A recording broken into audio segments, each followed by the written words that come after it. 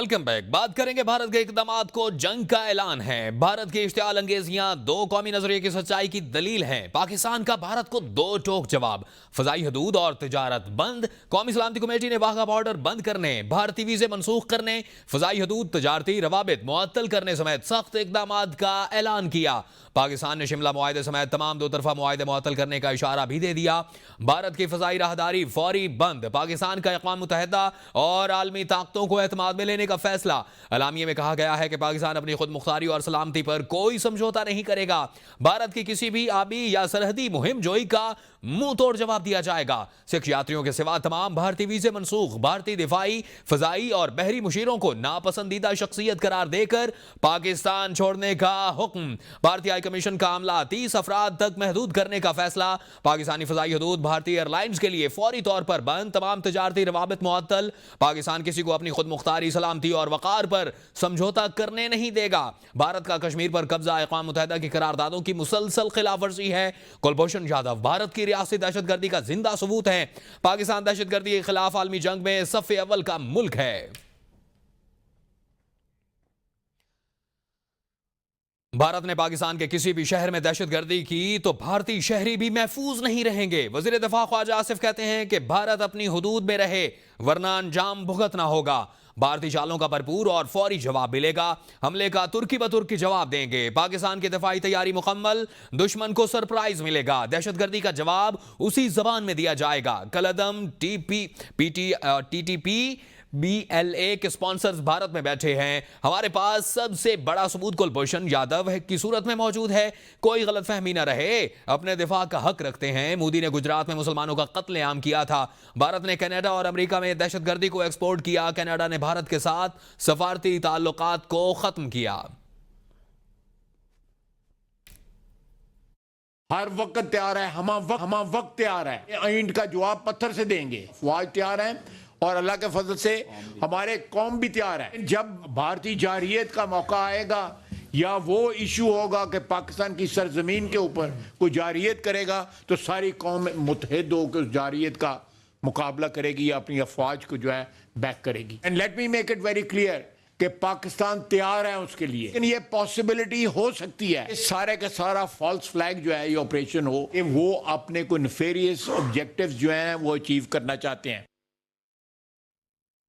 नायब वज़ीर आज़म इसहाक डार ने कहा कि भारत सिंध ताज मुआहिदा यकतरफा तौर पर खत्म नहीं कर सकता। भारत का रवैया बहुत गैर जिम्मेदाराना है। पानी बंद करने के इकदाम को जंग तस्वुर किया जाएगा। उन्होंने कहा कि 24 करोड़ अवाम के लिए एकतरफा इकदाम कबूल नहीं। भारत की किसी जारियत का माजी की तरह मुंह तोड़ जवाब दिया जाएगा।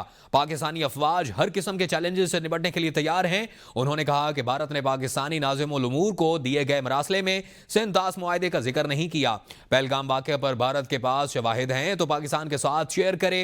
भारत से मुकाबले के लिए किसी की मदद की जरूरत नहीं, कोई लिहाज नहीं। जैसा भारत करेगा वैसे ही जवाब दिया जाएगा। दफ्तर खारजा भारतीय हाई कमीशन के हुक्म को तलब करेगा। भारत ने अगर पाकिस्तानी सफारत खाने की सिक्योरिटी वापस ली तो हम भी वही करेंगे। 40 मिलियन लोगों को ये जो मुल्क है, इसमें इस तरह की कोई यूनिलैटरल जो है एक्शन वो किसी भी कीमत पे नाकाबिल कबूल है। शिमला समेत जो ट्रीटीज़ हैं बायलैटरल, उसको हम कंसिडर कर सकते हैं, उसको हम भी इन अबेंस कर सकते हैं। ये जो बिहेवियर है वो बड़ा ही गैर जिम्मेदाराना है। जो वाघा बॉर्डर है उसको क्लोज़ किया जा रहा है फौरी तौर के ऊपर। जितनी क्रॉस बॉर्डर ट्रांजिट जो है फ्रॉम इंडिया वाघा बॉर्डर के ज़रिए उसको सस्पेंड किया जा रहा है। पाकिस्तान की एयर स्पेस इंडियन ओन्ड और इंडियन ऑपरेटेड एयरलाइन जो है उनके लिए बंद की जा रही है। पाकिस्तान ने भारतीय परवाजों के लिए फजाई हदूद बंद कर दी। पाकिस्तान एयरपोर्ट अथॉरिटी ने फजाई हदूद की बंदिश के मुतालिक नोटम जारी कर दिया है। पाकिस्तान ने भारतीय परवाजों के लिए फजाई हदूद 1 माह के लिए बंद की है। भारतीय परवाजों को यौमिया लाखों डॉलर की इजाफी अखराजात होंगे और 100 से जायद भारतीय परवाजें रोजाना पाकिस्तानी फजाई हदूद इस्तेमाल करती हैं। पाकिस्तानी फजाई हदूद की बंदिश की वजह से भारतीय परवाजों को इजाफी 2 घंटे लगेंगे। वज़ीर-ए-आज़म नरेंद्र मोदी पर भारतीय फौजी गुस्सा से फट पड़े। फौजी चीखते चिल्लाते हुए मोदी को संगीन अल्फाज में तनकीद का निशाना बनाता रहा और न मुनासिब सहूलतें, न तनख्वाहों का ख्याल और ना ही जहनी सेहत की कोई फिक्र। फौजी का कहना है कि सिपाहियों को भुला दिया गया है। वीडियो में फौजी जज्बाती हालत में हुकूमत पर इल्जाम लगाता है कि वो सिर्फ सियासत में मसरूफ है, जबकि फौजी मुश्किलात में जी रहे हैं। कश्मीर में भारतीय फौजी जवानों की जहनी हालत अच्छी नहीं। फौज के सिपाही बढ़ते दबाव और जहनी तनाव का शिकार हैं। के ऊपर आप जाए थे, चाय पीने गए थे, वहाँ पे तमाम न्यूज चल रही थी आपकी। हमारी जिंदा मीडिया नहीं है इस देश में। मेरा बच्चा भी पूछ रहा है 2 साल का, मेरा बाप आतंकवादी है क्या? अभी उसको लेके पुलिस थाना में जमा करूंगा मैं। संभाल लेना मोदी जी, आपने तो शादी की नहीं। पर बार बार चिल्ला के गला ठुस गया मेरा। जनरल साहब बोलेगा नहीं, क्योंकि जनरल को अपनी चेयर की पड़ी है। उसको गवर्नर बनना है रिटायर होने के बाद। रक्षा मंत्री, प्रधानमंत्री, अगर आप न्याय नहीं दे सकते हो, पाकिस्तान गवर्नमेंट के पास न्याय मांगू क्या? क्यों राजनीति खेल कर रहे हो? अगर आप राजनीति करते हो ना, ये चीज ये बंद कर दीजिए ड्रामा। जो भी जवान बोलेगा सच्चाई, उसको सीधा ही अरेस्ट करो और जेल में डालो। न्याय नहीं दे सकते, 3 महीने से भीख मांग रहे हैं हम, आप न्याय। पहलगाम हमले में मरने वाले शख्स के बेटे का कहना है कि फायरिंग के बाद मकामी अफराद ने हमें वहां से निकाला। जब हम 1-1.5 घंटे बाद पहाड़ से नीचे पहुंचे तो वहां फौजी आए और नीचे फौजी कैंप भी था जहां हम रुके। नीचे पहुंचे, बाद में आर्मी सारी आ गई। बाद में मतलब आधा-1.5 घंटा हो गया था, उसके बाद आर्मी आई। वो मिलिट्री बेस थी उधर, जस्ट नीचे मिलिट्री बेस थी।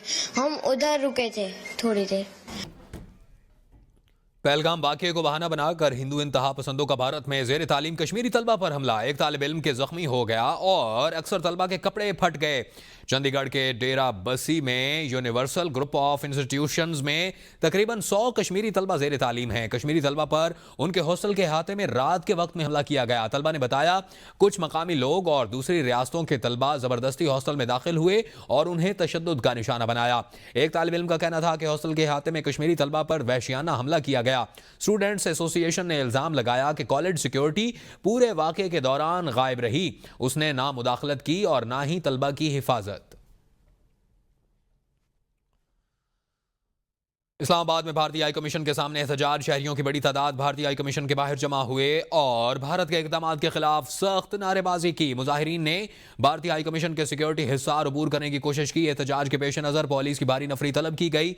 पुलिस ने मुजाहिरीन को भारतीय हाई कमीशन की जानिब पेशकदमी से रोक दिया। भारतीय आबी जारहियत के खिलाफ आज़ाद जम्मू और कश्मीर के मुख्तलिफ शहरों में मुजाहिरीन ने पाक फौज के हक में नारे लगाए और भारत के झूठे प्रोपेगेंडे को मुस्तरद कर दिया। आज़ाद कश्मीर के मुख्तलिफ इलाकों में भारत की जारहियत और फॉल्स फ्लैग ऑपरेशन के खिलाफ एहतजाजी मुजाहरे किए गए। मीरपुर में भारत के जाबराना इक़दामात की मजम्मत की गई और अक़वाम मुत्तहिदा से मकबूजा कश्मीर में जारी दहशतगर्दी का नोटिस लेने का मुतालबा किया गया। जेहलम वैली में भारत के झूठे प्रोपेगेंडे की मजम्मत करते हुए खित्ते को जंग की तरफ धकेलने की कोशिशों की शदीद मजम्मत की गई।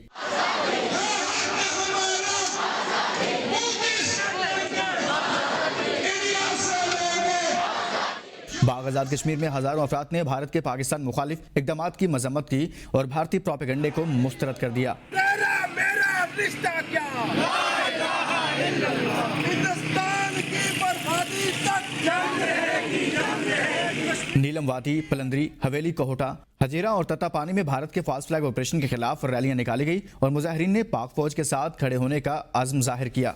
आपको बताएं कि पाकिस्तान ने भारतीय नाज़िम उल उमूर को दफ्तर ख़ारजा तलब करके बाकायदा एहतजाज रिकॉर्ड करवाया है। ज़राए के मुताबिक भारतीय नाज़िम उल उमूर को पाकिस्तान की जानिब से सख्त एहतजाज पर मबनी डिमोलिश हवाले किया गया है। ज़राए का कहना है कि दफ्तर ख़ारजा में होने वाली मुलाकात के दौरान पाकिस्तान ने हालिया भारतीय इक़दामात पर शदीद तशवीश का इज़हार करते हुए अपने जवाबी फैसलों से भी भारतीय नुमाइंदे को आगाह किया।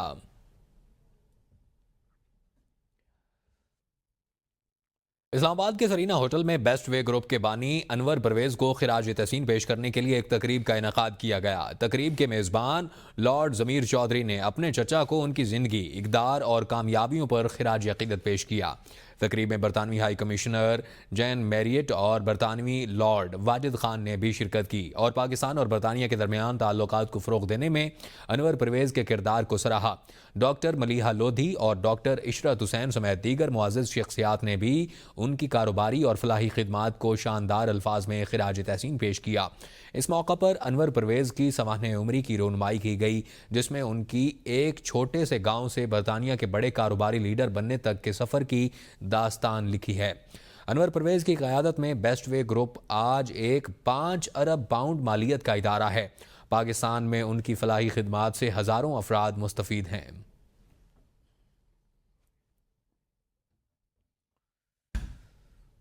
पाकिस्तान के सफ़ीर फैसल नियाज तिरमिज़ी ने आज दुबई की ब्रिटिश यूनिवर्सिटी का दौरा किया, जहां उन्होंने तलबा से खिताब करते हुए पाकिस्तान और मुत्तहिदा अरब इमारात के दरमियान तारीख़ी और तज़वीराती ताल्लुकात पर रोशनी डाली। पाकिस्तान के सफ़ीर फैसल नियाज तिरमिज़ी ने कहा, हिमालय, कराकोरम और हिंदुकुश की फलक बोस चोटियाँ पाकिस्तान की जोग्राफियाई अहमियत को उजागर करती हैं। सफ़ीरों का कहना था कि पाकिस्तान की 68% आबादी 30 साल से कम उम्र है और जो मुल्क की रोशन मुस्तकबिल की दलील है। उन्होंने पाकिस्तान और UAE के 70 साला ताल्लुकात को सराहा, जो सकाफ़ती और इलाकाई हम आहंगी पर मबनी हैं, और शेख ज़ैद बिन अल सुल्तान अल नहान के 1966 की दौरा पाकिस्तान को यादगार करार दिया।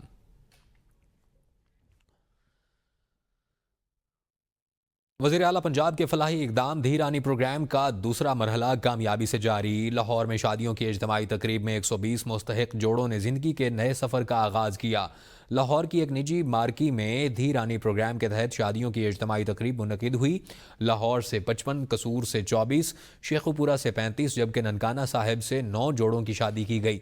सूबाई वज़ीर सोशल वेलफेयर सुहेल शौकत बट तकरीब के मेहमान खुसूसी थे, जबकि doctor Ali Ayaz Sadiq, secretary social welfare Javed Akhtar Mahmood और DG तारिक कुरैशी ने भी शिरकत की।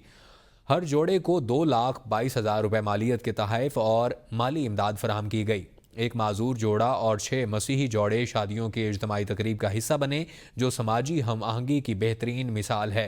तकरीब में सकाफ़ती रक्स, मौसीकी और नौ ब्याहता जोड़ों का शानदार इस्तकबाल किया गया।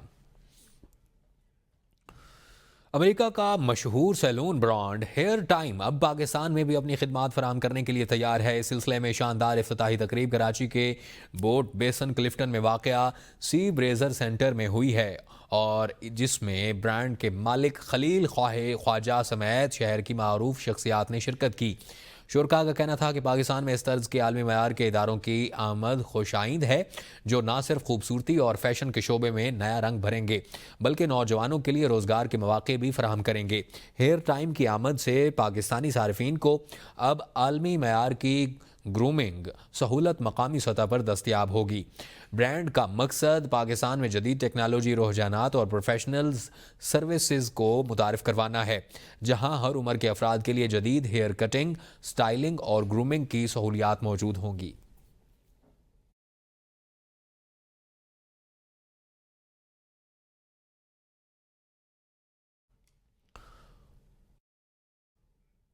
वर्ल्ड इंटेलेक्चुअल प्रॉपर्टी डे 2025 की मुनासबत से अली एंड एसोसिएट्स ने national academy of performing arts NAPA Karachi में सकाफती लिहाज से भरपूर इवेंट का इनेकाद किया। कराची से देखते हैं बिलाल अली की रिपोर्ट।